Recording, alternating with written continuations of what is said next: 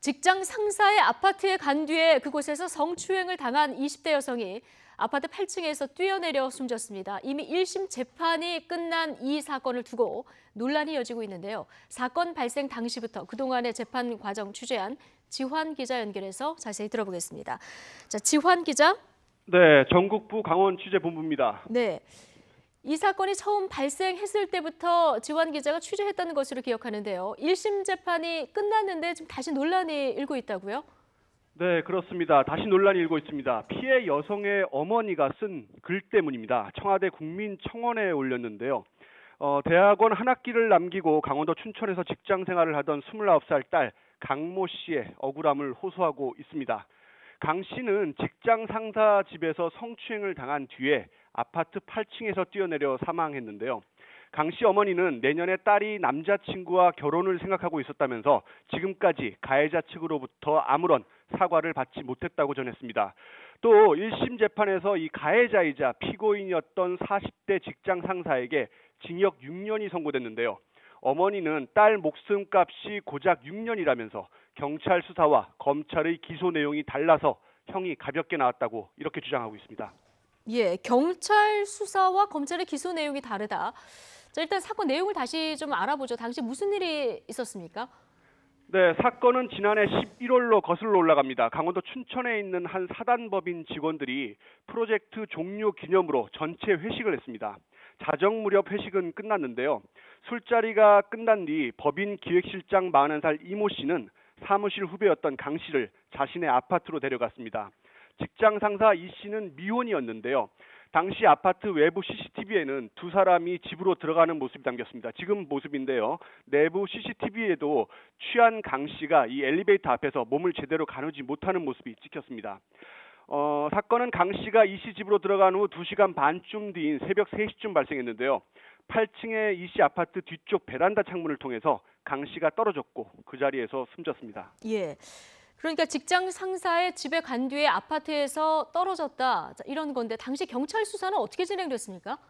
네, 현장을 감식한 경찰은 별다른 흔적이나 유서를 발견하지 못했습니다. 숨진 강 씨는 직장 상사였던 이 씨의 방에 있는 이 창문을 넘은 뒤에 다시 아파트 뒤쪽에 있는 베란다 창문을 넘어서 추락을 했는데요.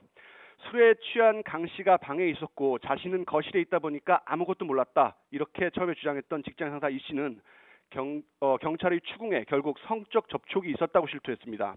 강제로 입맞춤을 하고 몸을 만졌다는 건데요.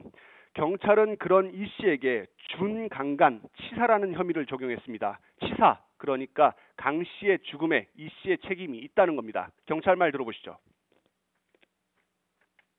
인과관계, 그러니까 피의자한테 너의 그런 행위 때문에 그 여자가 그런 행위를 했다. 그런 행위에서 떨어져 죽었다. 거기에 너가 책임이 있다라는 거고.